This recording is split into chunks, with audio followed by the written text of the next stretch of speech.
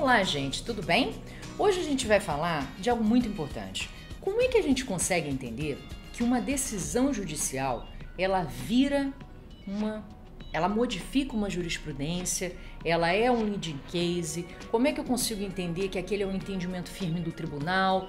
Veja, o primeiro passo é um passo simples. A gente precisa entender qual é o órgão do tribunal responsável pela uniformização de um determinado entendimento. Então, quando a gente analisa, por exemplo, o Supremo Tribunal Federal, todas as decisões que tenham sido tomadas pelo Pleno, elas falam do entendimento do Supremo. Por quê? Porque é no Pleno que a gente reúne os 12 ministros. Ali existe uma uniformização de entendimento. As decisões das turmas, da primeira e segunda turma, não representam o entendimento do tribunal. Elas representam o entendimento da primeira ou da segunda turma. Isso, quando for analisado pelo Pleno, pode se modificar ou pode se manter. Então, é importante no STF a gente sempre focar nas decisões plenárias, porque são elas que vão trazer o entendimento do tribunal, a jurisprudência do tribunal.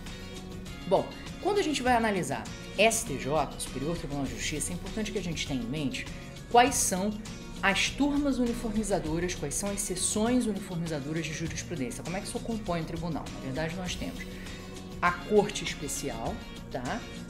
Que é justamente o órgão onde você tem o maior número de ministros e ali você vai fixar as principais teses que não são por matéria necessariamente, normalmente elas perpassam todo o tribunal. Você tem a primeira seção, que é justamente o órgão responsável pela uniformização de jurisprudência na área tributária. Você tem a segunda seção, que é quem cuida mais da uniformização de jurisprudência na área do direito privado, e você tem a terceira seção, que é responsável pela uniformização de jurisprudência no âmbito penal, tá?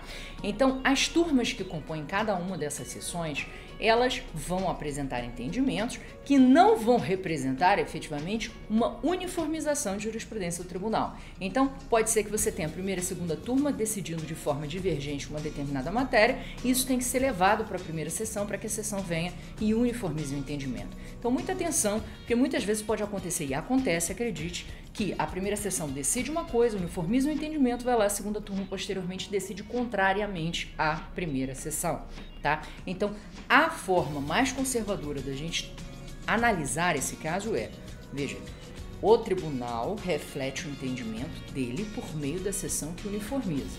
Quem é a sessão que uniformiza? A primeira sessão. Existiu uma exceção à regra? Sim, existiu. Uma decisão, por exemplo, da segunda turma, contrariamente à decisão da primeira sessão. Então, isso deve ser ressaltado como um risco de fato, mas não é a jurisprudência do Superior Tribunal de Justiça naquela matéria. A uniformização é dada pela primeira sessão. A segunda turma dissuou do entendimento da primeira sessão. E aí, então, existem recursos, né, para que você consiga justamente promover essa uniformização e restaurar a segurança jurídica, tá? Da mesma forma, isso deve ser analisado no âmbito do Tribunal Regional Federal ou do Tribunal de Justiça de seu respectivo estado ou região, tá? A gente sabe que existem 5 tribunais regionais federais que cuidam das matérias e que analisam as matérias federais em segundo grau, e os tribunais de justiça, eles são destacados por estado, né? Cada ente da federação tem o seu. Pois bem, no Tribunal Regional Federal da segunda região, a gente tem turmas especializadas para decisão de matéria tributária, que é justamente a terceira e a quarta turma, tá? Então, o entendimento que seja veiculado por essas duas turmas é um entendimento que vai refletir a visão do Tribunal Regional Federal sobre uma determinada matéria tributária, tá certo?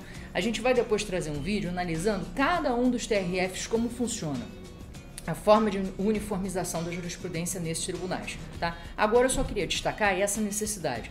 Quando vocês forem ver decisão, foi julgado por quem? É uma turma, é a seção, é o órgão competente para a uniformização?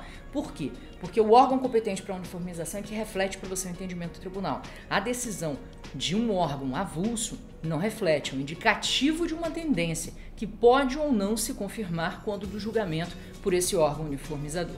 Tá ok? Se você gostou do vídeo, não deixa de curtir, de compartilhar, de se inscrever para receber mais notificações do nosso site e do nosso canal no YouTube. Obrigada!